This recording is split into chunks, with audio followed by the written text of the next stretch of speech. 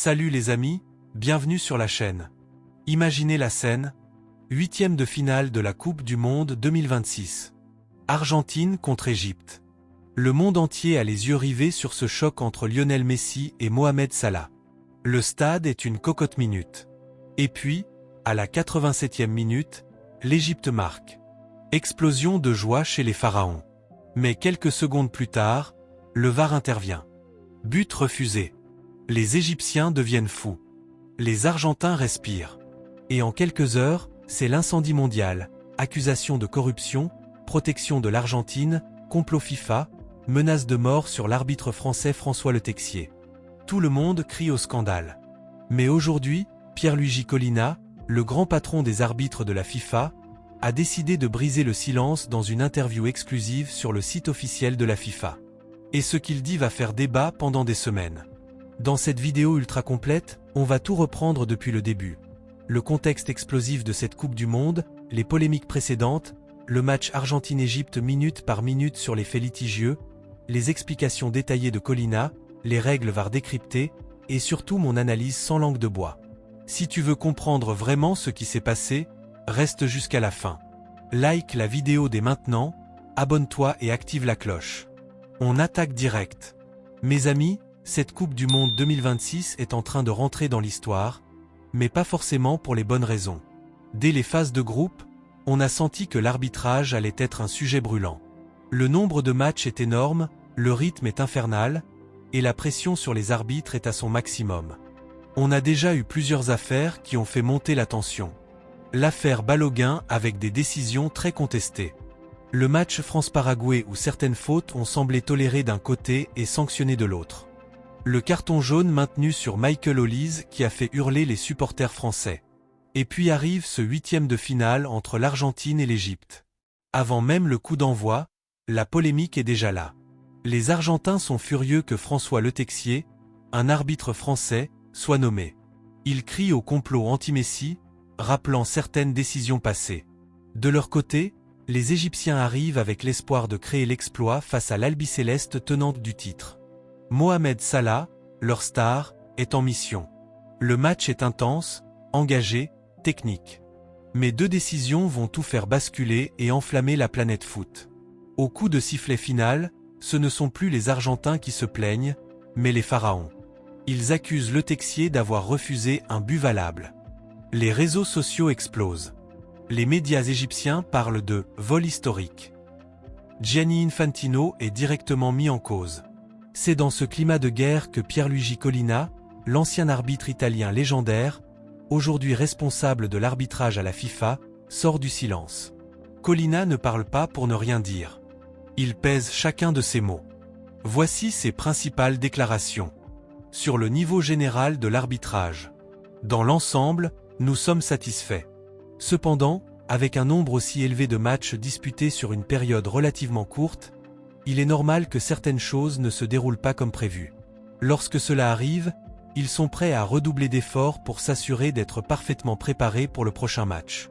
Il reconnaît donc la difficulté de la tâche tout en défendant le travail global de ses arbitres.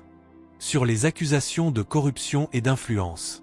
Bien sûr, les discussions constructives sur les décisions feront toujours partie du football, mais les allégations infondées n'ont pas leur place dans notre sport. Personne ne peut remettre en cause l'intégrité des officiels de match de la Coupe du Monde de la FIFA. Il va plus loin en parlant des conséquences humaines. Lorsque cela se produit, cela peut provoquer des réactions qui débouchent sur des menaces à leur encontre et à l'encontre de leur famille. Ce n'est pas acceptable. C'est un message fort contre la violence et le harcèlement en ligne.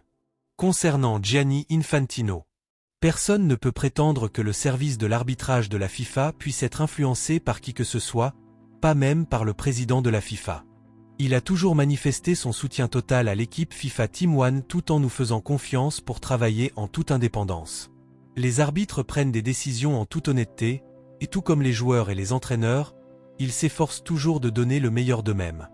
C'est une défense claire et sans ambiguïté de l'indépendance arbitrale. Action 1. Le but refusé aux Égyptiens, la décision la plus contestée. Collina explique avec une grande précision technique. Après chaque but marqué, le VAR examine systématiquement la phase de possession offensive, AP. Il n'y a aucune limite de temps ni de distance par rapport au but. Dans cette action précise, Marwan Attia, numéro 19 égyptien, marche clairement sur le pied de Lisandro Martinez, numéro 6 argentin, pendant la construction de l'action. Même si la faute n'a pas été vue par l'arbitre de terrain, le VAR a le droit et le devoir d'intervenir. Colina conclut.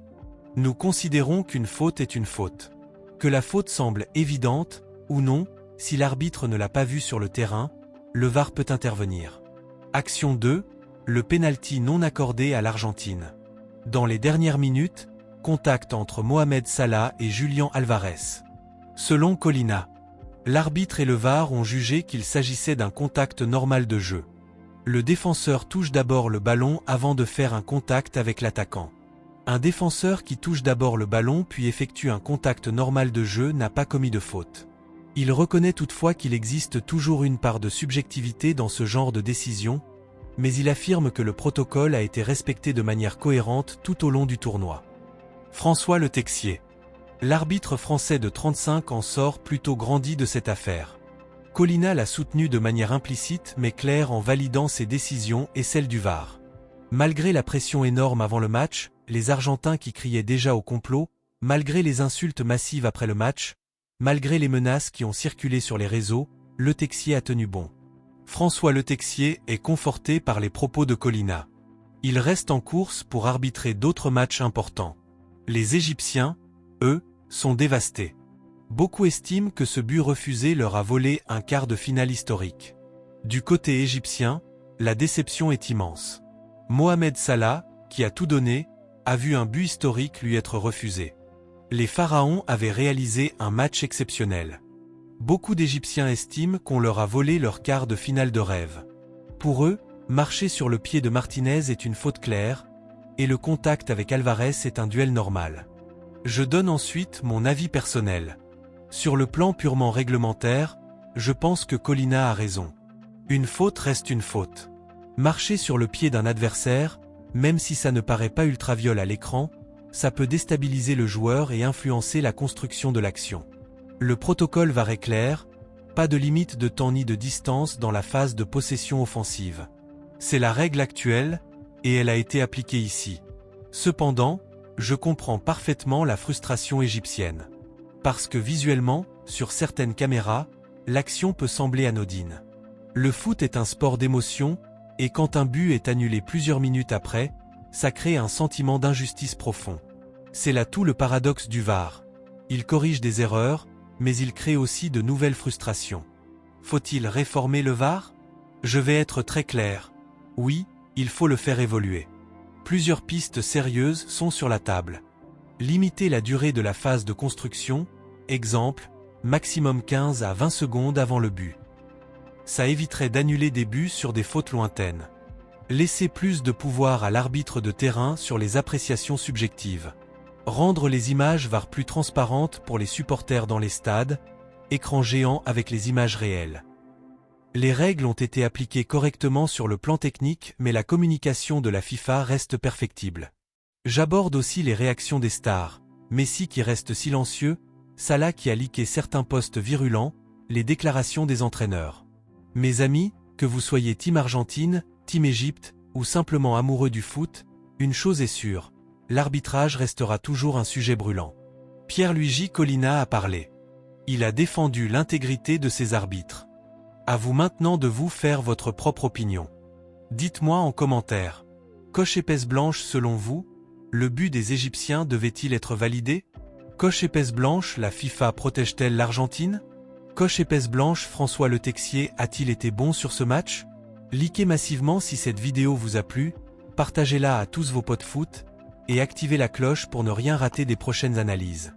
On se retrouve très vite pour les quarts de finale France-Maroc et toutes les autres polémiques qui vont arriver. Prenez soin de vous, et que le meilleur gagne. C'était Foot Magistral, je vous dis à très vite. Paix dans le foot. Ballon de football.